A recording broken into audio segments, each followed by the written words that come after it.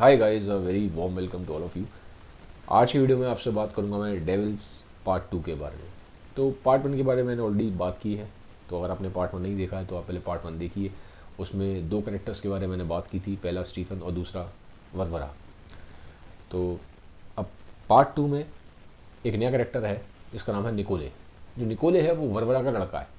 Nikolay Varavara का लड़का है और ये बड़ा ही एनर्जेटिक है, यंग है काफ़ी और एनर्जेटिक है। और इसके अंदर जो एनर्जी है वो काइंड ऑफ मैड एनर्जी है। एनर्जी ठीक से टेम्ड नहीं है, अनटेम्ड एनर्जी है। तो होता क्या है, जब जवान होता है, ये एडल्ट होता है, तो आर्मी को ज्वाइन कर लेता है। अब जब आर्मी में जाता है तो वहाँ पे क्या होता है, थोड़ा जो उसका बिहेवियर है वो बड़ा केयरलेस होता है, रेकलेस बिहेवियर है। तो वहाँ पे क्या था, उस टाइम पे रशिया में पुराने टाइम में ना ड्यूअल का कल्चर था। ड्यूअल में क्या होता है कि आप सामने वाले को चैलेंज करते हैं जिससे आपको लगता है कि आपका एनिमी है, तो दोनों सामने खड़े होते हैं। तो या तो लड़ाई होती है तलवार से या फिर पिस्टल से लड़ाई होती है। ठीक है, एक दूसरे को आपको मौका मिलता है गोली चलाने का।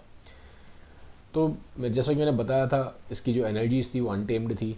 He was wild, he was kind of very much energetic. तो मैड और वाइल्ड एनर्जी थी इसके अंदर। तो ड्यूअल के लिए चैलेंज कर देता है। अब ड्यूअल के लिए चैलेंज करता है वहीं पे आर्मी में दूसरे किसी बंदे को। तो वहाँ पे जो दूसरा बंदा होता है, एक को तो मार देता है, ये एक को और चैलेंज करता है, उसको घायल कर देता है। ठीक है, तो इसकी वजह से क्या होता है, इसके इतने इस एटीट्यूड की वजह से, इस बिहेवियर की वजह से इसको आर्मी में डिमोट कर दिया जाता है। लेकिन जो इसका बिहेवियर है वो फिर भी चेंज नहीं होता। फिर भी ये बार बार कुछ ना कुछ इस तरह के काम करता रहता है। लेकिन क्योंकि ब्रेव बहुत था, ब्रेव भी था ये बहुत ज़्यादा, तो इसका एक एक्शन होता है ब्रेवरी का, जिसकी वजह से वापस उसको फिर इसकी रैंक है वहाँ प्रमोट कर दिया जाता है। तो किस्से होते हैं इसके काफ़ी, लेकिन ये बहुत लंबे टाइम तक काम नहीं कर पाता आर्मी में, क्योंकि इसको डिसिप्लिन समझ में नहीं आता था। इसको आप बहुत लंबे टाइम तक, मैंने बोला था, टेम नहीं कर सकते थे। आप बता कि आपको बता, कोई इसको पसंद नहीं था कि कोई इसको अथॉरिटी गाइड करे कि बिल्कुल ऐसे ही रहना है या बिल्कुल यही डिसिप्लिन है, ऐसे ही चलना है। तो उसको उससे प्रॉब्लम होती थी। तो ये आर्मी की जॉब बाद में छोड़ देता है। ठीक है, अब जब ये वापस आ रहा होता है अपने होम टाउन में, अपनी मदर के पास, वरवरा के पास और स्टीफन के पास, तो पहले से र्यूमर फैल जाते हैं इसको लेके कि यार ये जो बंदा है बड़ा ही इस तरह के काम करके आया है। ठीक है, एक बंदे को उसने मारा भी है और कहते हैं बड़ा ही ये वाइल्ड टाइप का आदमी है, थोड़ा सा सनकी भी है दिमाग से। ठीक है, थोड़ा सिरफरा भी है। तो बातें इसके बारे में बहुत फैल जाती हैं और ऐसा माना भी जाता है कि कहीं ना कहीं लोगों में एक क्यूरोसिटी भी है उसको देखने के लिए, उसको जानने के लिए कौन है ऐसा आदमी। और इसकी पढ़ाई मोस्टली बाहर हुई थी, रशिया में नहीं हुई थी, पढ़ाई बाहर हुई थी। तो एक तो था लोगों में एक अट्रैक्शन था कि है कौन, एक क्यूरोसिटी थी उसको देखने के लिए। और क्योंकि जो उसकी मदर थी वरवरा, वो होम टाउन में बहुत फेमस थी। She was a very influential lady, बहुत इन्फ्लुएंशियल लेडी थी और बहुत बड़े ही हाई नेट वर्दी इंडिविजुअल्स के साथ उसका उठना बैठना था, हाई क्लास में उसका उठना बैठना था। तो लोग उसको ऑलरेडी, उसके लड़के को लेकर थोड़ा सा क्यूरियस तो थे। ठीक है, तो जब वो आता है वापस, तो लोग सरप्राइज़ हो जाते हैं, क्योंकि लोगों को लगा था यार ये तो, इसने तो किसी का मर्डर किया है, तो कहीं ना कहीं थोड़ा सा अजीब सा बिहेवियर होगा, कोई क्रिमिनल माइंडसेट होगा, ऐसा होगा वैसा होगा, बात ठीक से नहीं करेगा, बड़ा ही रूड होगा। और लोगों ने देखने में भी सोचा था कि देखने में भी ठीक नहीं होगा। लेकिन सरप्राइज़ हो जाते हैं लोग, क्योंकि he was very very handsome, बहुत हैंडसम निकलता है। शक्ल से देख के आप कह नहीं सकते कि इतना हैंडसम आदमी किसी को मार भी सकता है, इतना हैंडसम आदमी कभी एग्रेसिव भी हो सकता है। तो ही वॉज, जो लुक्स थे, by looks he was very handsome. बड़े अच्छे से बात करता है लोग सबसे, बड़ा पोलाइटली बात करता है, जिसका मैनरिज्म है, जिसका बिहेवियर है, बड़ा एलीट है। ये ऑब्वियसली आर्मी में भी रहा था और बाहर भी पढ़ाई की थी, तो वो सबसे तो लगता है बड़ा क्लासी बंदा है, is a very handsome and a very classy man, ऐसा लगता है लोगों को। तो लोग तो खुश होते हैं, क्योंकि जैसा उन्होंने एक इमेज बनाई थी इमेजिनेशन में, वैसी इमेज निकलती नहीं है। लेकिन यहाँ पे फिर एक टर्न आता है, ट्विस्ट आता है। ट्विस्ट कैसे आता है कि एक बार ना पार्टी होती है, और वो पार्टी बड़ी हाई क्लास पार्टी थी। उस पार्टी में क्या होता है कि निकोले भी था। अब लोग बात कर रहे हैं, लोग वहाँ पे खड़े हुए हैं, तो वहाँ पे एक बंदा है, वो भी बड़ा हाई क्लास का बंदा है, क्योंकि हाई क्लास बंदों की पार्टी थी। निकोले उसको जानता भी नहीं है, लेकिन पता नहीं निकोले को एकदम से क्या सूझता है, वो जाता है उस बंदे के पास, उसको ऐसे पीछे से पकड़ता है और उसकी नाक से पकड़ कर उसको खींचता हुआ ले जाता है। मतलब गर्दन से पकड़ा है, नाक से पकड़ा है, उसे खींचता हुआ ले जाता है पूरी पार्टी में। अब लोग हैरान हो जाते हैं कि यार एकदम से क्या हुआ इसको, निकोले को चुपचाप खड़ा हुआ है और ये इस बंदे को जानता भी नहीं है, तो उससे कोई दुश्मनी भी नहीं है, लेकिन एकदम से ऐसा क्या बिहेवियर है कि किसी बंदे को आप पीछे से पकड़ रहे हैं, नाक से पकड़ के खींचते हुए ले जा रहे हैं। तो बड़ा ही अजीब सा और बेतुका सा बिहेवियर था, लोगों को समझ में नहीं आया कैसा आदमी है और ये पागल आदमी है, ऐसी हरकत कर रहा है, बेवकूफ़ वाली हरकत कर रहा है। तो लोग हैरान होते हैं निकोले के इस बिहेवियर पे। इनफैक्ट जब वो ये करता है ये एक्शन, थोड़ी देर बाद वो सॉरी मांगता है उस बंदे से। उस बंदे का नाम प्योटर होता है। तो प्योटर से सॉरी मांगता है निकोले कि गलती हो गई, मुझे समझ में नहीं आया कि ऐसा मैंने क्यों किया, मुझे लगा कि शायद कोई और मुझे कंट्रोल कर रहा है, मैं अपने कंट्रोल में खुद नहीं हूँ। वो माफ़ी मांग लेता है प्योटर से। लेकिन प्योटर को भी बड़ा अजीब लगता है कि यार क्या आदमी है, ठीक है। उसे गुस्सा भी आ रहा था कि उसके साथ उसने ऐसे मिसबिहेव किया सबके सामने, लेकिन समझ में नहीं आता लोगों को समझ में नहीं आता। वो एक मतलब एक मिस्ट्री सी बन जाता है, एनिग्मा काइंड ऑफ बन जाता है लोगों के लिए। लेकिन फिर बार बार फैल जाती है कि यार ये तो बड़ा वायलेंट बंदा है, ठीक बंदा नहीं है, इस तरह से किसी के साथ भी एकदम से बड़ा ही बेकार सा और बदतमीजी से कर देता है। तो अनप्रेडिक्टेबल बंदा है, थोड़ा सा ध्यान से रहो, ठीक है। तो लोगों के अंदर डर भी बैठ जाता है उसको लेके। फिर ये इंसिडेंट होता है।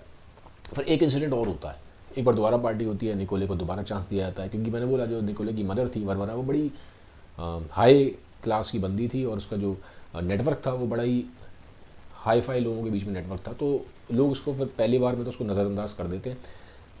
दोबारा एक पार्टी होती है, वहाँ पे फिर निकोले होता है। तो एकदम से पता नहीं क्या होता है, वहाँ पर एक लेडी होती है और लेडी खूबसूरत होती है, ठीक है, मैरिड थी, उनके साथ उनका हस्बैंड भी था। तो निकोले को पता नहीं क्या सूझता है, एकदम से जाके वो उस लेडी को लिप किस कर देता है और 2 बार करता है। तो लेडी को तो समझ में नहीं आता ये क्या हुआ, ठीक है। और लेडी बेहोश हो जाती है, फेंट हो जाती है। और जो उसका हस्बैंड है वो भी स्टंड है, उसको समझ में नहीं आया हुआ क्या, ये ऐसा कौन है आदमी, निकोले एकदम से इसने ऐसी बदतमीजी कर दी, ये कर दी, ठीक है। तो उसके हस्बैंड को गुस्सा भी आ रहा है बहुत ज़्यादा, ठीक है। लेकिन एकदम से क्या होता है, फिर सडन एक चेंज ऑफ बिहेवियर है निकोले में। वो जाता है उसके हस्बैंड के पास, उससे सॉरी मांगता है, I am really really sorry, ठीक है, जेन्युइनली सॉरी मांगता है कि मुझे समझ में नहीं आया क्या हुआ, मेरा अपने से कंट्रोल खो गया, I am really sorry for that. तो ये सेकंड बार इस तरह से निकोले बिहेव कर रहा है और एक बहुत ही इरेटिक बिहेवियर है, ठीक है। आपको नहीं समझ में आ रहा कि वो आदमी कब कैसा बिहेव कर दे, बहुत हाईली अनप्रिडिक्टेबल और इरेटिक बिहेवियर है। तो सेकंड बार ये इंसिडेंट होता है, सब जगह बात फैल जाती है कि यार ये बंदा तो ठीक नहीं है, बड़ा ही बदतमीज बंदा है और इस तरह की बेवकूफ़ वाली हरकत करता है, कभी किसी के साथ वायलेंस करता है, कभी किसी लेडी के साथ मिसबिहेव करता है। तो ही is not a fit person for society, ठीक है। सोसाइटी के लिए बंदा फिट नहीं है, ठीक है, वो बेकार बंदा है। तो वो लोग सोचते हैं इसकी शिकायत करते हैं। अब शिकायत किससे करेंगे, तो टाउन का गवर्नर होता है, उस तक ये बात पहुंचती है कि यार ऐसे ऐसे इसको निकोले को सज़ा दी जाए, या इसको एटलीस्ट कम से कम जो टाउन है यहाँ से भेजा जाए, he is not fit for a civilize society, ये यहाँ रहने के लायक है नहीं। तो बात पहुँचती है गवर्नर तक। अब जो गवर्नर होता है वो जो उसकी मदर थी निकोले की, वरवरा, उसको अच्छे से जानता था, ठीक है, और उसके लिए एक सॉफ्ट कॉर्नर भी था।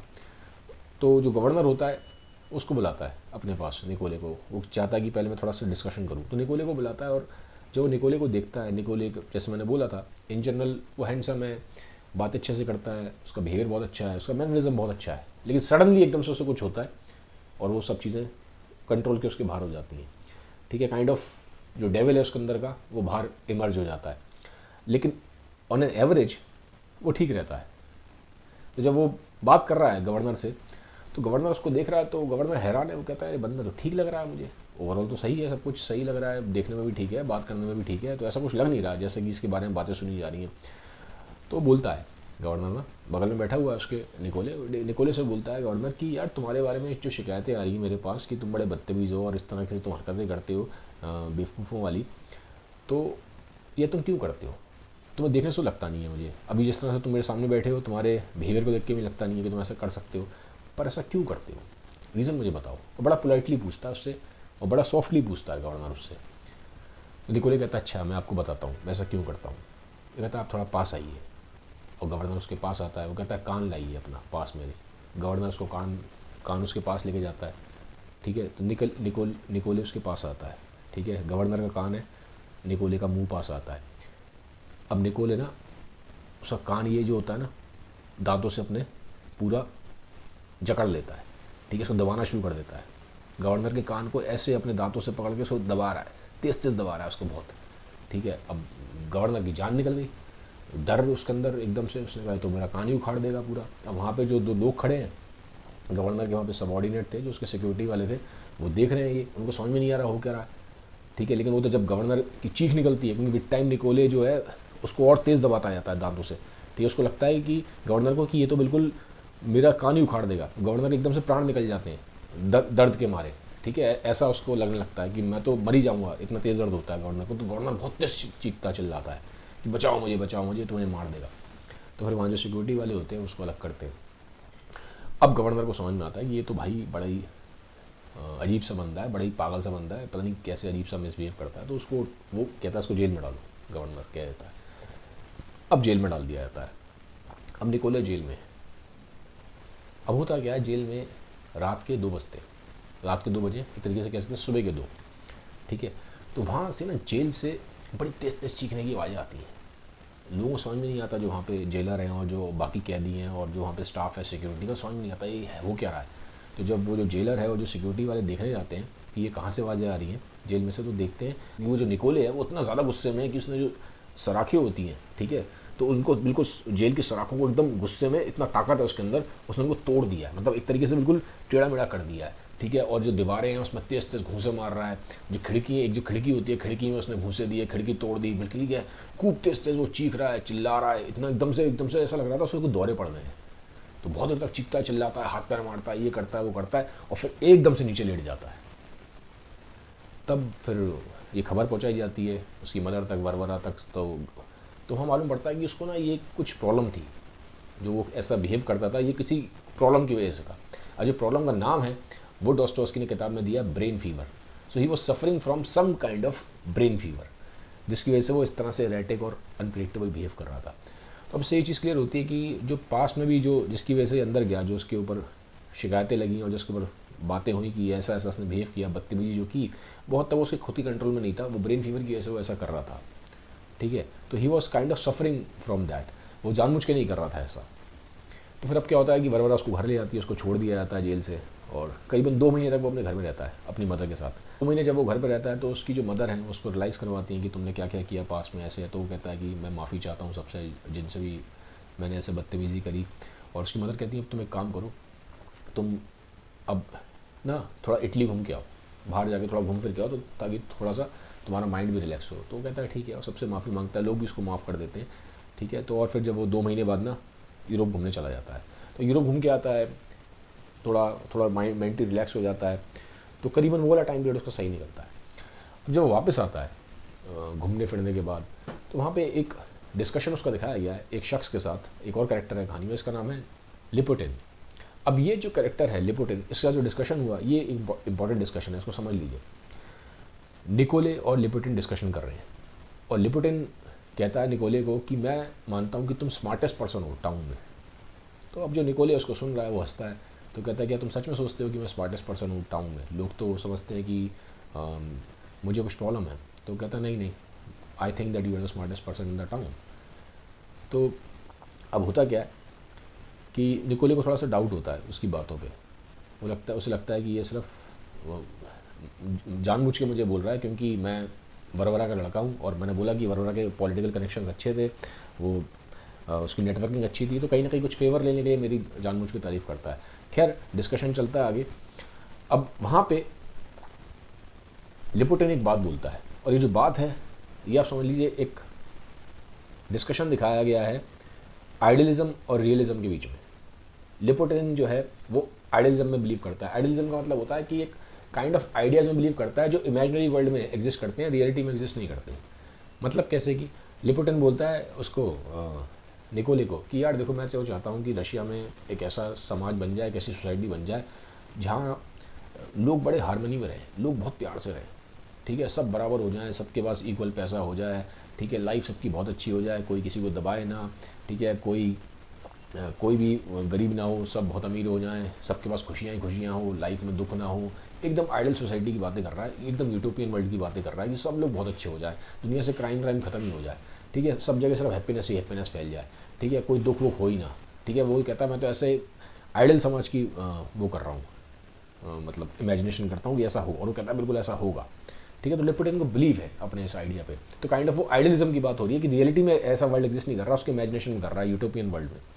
तो निकोले वो हंसता है, वो कहता है कि ये सिर्फ एक इल्यूजन है तुम्हारा, रियलिटी इससे बहुत अलग है, रियलिटी ऐसी है नहीं, और जो तुम सोचते हो ऐसा कभी होगा भी नहीं रियलिटी में, ठीक है।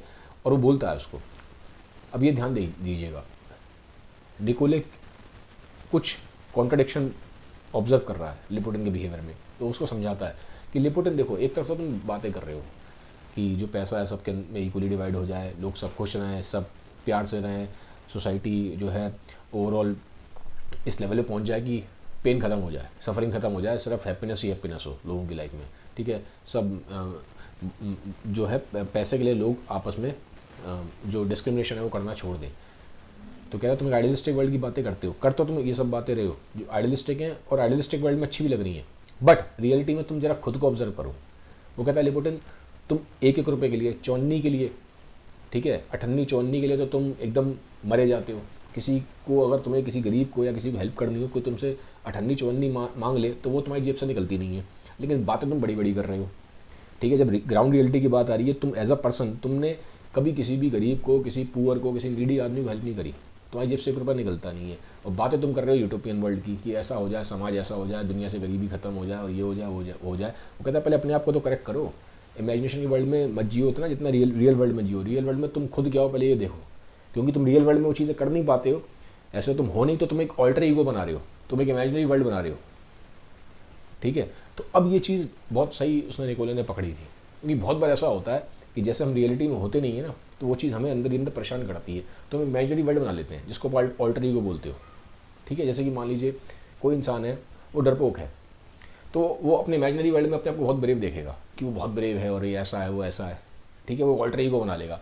रियल वर्ल्ड में मान लीजिए वो बहुत कंजूस है, तो वो इमेजिनरी वर्ल्ड में अपने आप को बहुत वैसा दिखाएगा कि वो तो बड़ा ही दाता टाइप का आदमी है, बड़ा ही परोपकारी है, ठीक है, फिलैंथ्रोपिस्ट है, लोगों को बहुत पैसा देता है, ये करता है वो करता है।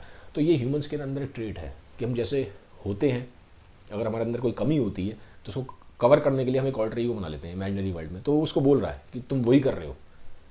तो अब जब वो लिपोटिन ये बात सुनता है निकोले की, तो वो देखता है कि यार ये सच में बहुत स्मार्ट है, क्योंकि निकोले ने, जिसको दुनिया समझ रही थी कि इसे कोई प्रॉब्लम है और ये एकदम बेवकूफ़ है, बदतमीज है, ये है वो है, लेकिन इसके पास एक आँख है जो ऑर्डिनरी आदमी के पास नहीं है। क्योंकि लिपोटिन को जिस तरह से निकोले ने रीड किया था, कभी किसी ने रीड नहीं किया। उसने उसकी ऑल्टर ईगो को रीड कर लिया था, उसने उसके अंदर एक कॉन्ट्राडिक्शन रीड कर लिया था। ह्यूमन नेचर की जो परख है उसके पास बहुत अच्छी थी निकोले के पास, ये यहाँ पे प्रूव होता है, ठीक है। तो निकोले जो है रियलिस्टिक है और जो लिपोटिन है वो आइडियलिज्म को फेवर कर रहा है, इमेजिनरी वर्ल्ड की बातें कर रहा है। तो यहाँ पे इस तरह से इनका डिस्कशन एंड होता है। अब इस वीडियो में डॉस्टोवस्की ने एक तरीके से निकोले के थ्रू ये दिखाने की कोशिश करी है कि एक आदमी के अंदर